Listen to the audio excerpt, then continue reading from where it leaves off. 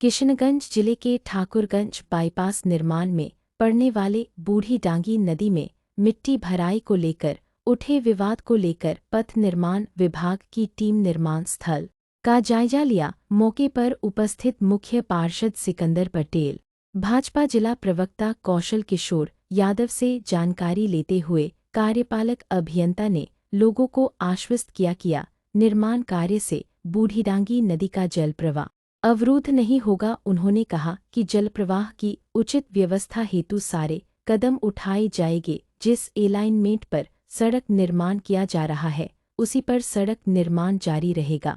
उन्होंने कहा कि बाईपास सड़क नगर वासियों को भारी वाहनों के जाम से मुक्ति दिलाने में मददगार साबित होगी, क्योंकि बाईपास सड़क निर्माण से बड़े वाहनों को एक वैकल्पिक मार्ग मिलेगा, जिससे बड़े वाहन नगर में बिना प्रवेश किए हुए एनएच तक पहुंच सकेंगे।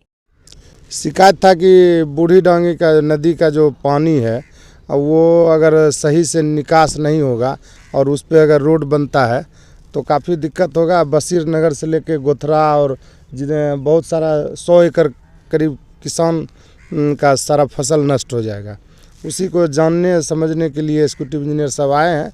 उनका आश्वासन है कि निर्बाध रहेगा बूढ़ी डांगी नदी का पानी, और उसको जिस चौड़ाई से पानी जाना है उससे भी बड़ा कर देंगे, और वो आश्वासन दिए हैं। और रोड भी बने, और ये भी प्राथमिकता है, दोनों बात हो एक साथ। इसी के लिए हम लोग सार्थक रूप से पहल किए हुए हैं, और नीतीश जी का ये ड्रीम प्रोजेक्ट में है, चेयरमैन साहब भी हैं।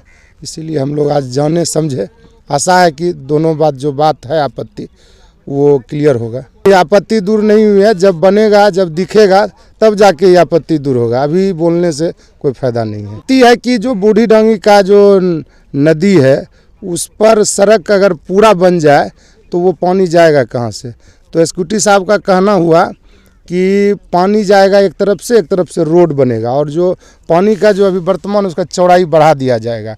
अगर ऐसा किया जाता है कोई आपत्ति नहीं है। देखिए, ठाकुरगंज नगर पंचायत में जाम की समस्या को निजात दिलाने के लिए हम लोग प्रयासरत थे कि ठाकुरगंज में जो है कि शहर के बाहर से एक बाईपास बने, जो कटहल डांगी से लेकर करके आपको चांदनी होटल तक, धर्मकाटा तक जा रहा है।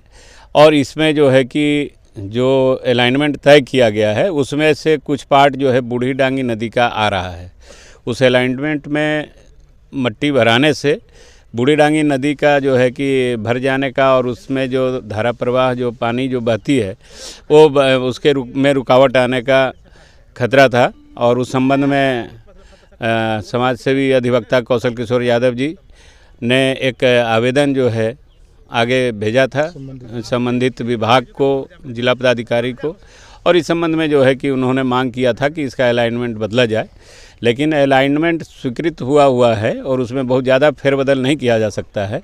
तो उस संदर्भ में कार्यपालक अभियंता PWD के आए थे शैलेश जी, और उन्होंने जो है कि अलाइनमेंट को देख करके बातों को समझा है, और अधिक से अधिक पुल पुलिया दे करके इस का अलाइनमेंट ऐसा रखा जाएगा जिसमें नदी भी बहेगी और सड़क भी रहेगा।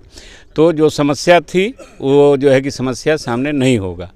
ये वाजिब बात है कि ठाकुरगंज का जल निकास जो है, नगर पंचायत इतना ऊंचा होने के बावजूद भी इसके निकास का 2 रास्ता है।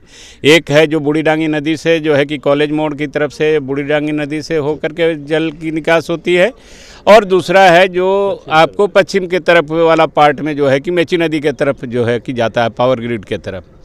तो दोनों जल निकास में जो है कि अतिक्रमण हो करके और नदी का प्रकृति को चेंज करके और उधर झील का प्रकृति को बदल करके कुछ लोगों के द्वारा जो है कि अवैध निर्माण किए गए हैं।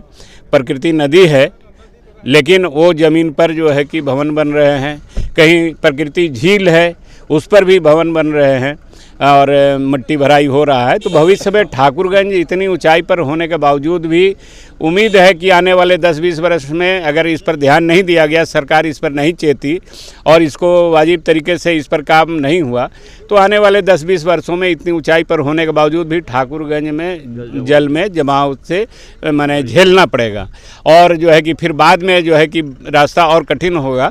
तो इसलिए मेरा उच्च पदाधिकारियों से ये मांग रहेगा कि आप इस पर दोनों जल निकास क्षेत्रों में जिसकी एक प्रकृति नदी है, भले वो खाता की ज़मीन है, खतियानी ज़मीन है लोगों की, लेकिन प्रकृति नदी है, और एक तरफ वो भी खतियानी ज़मीन है लेकिन प्रकृति उसमें झील अंकित किया गया है।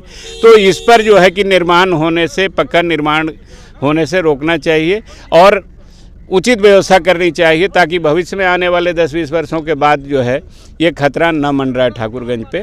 तो इसके लिए हम लोग, और वकील साहब ने भी कहा है, कौशल किशोर जी ने, कि इस पर हम लड़ाई लड़ेंगे।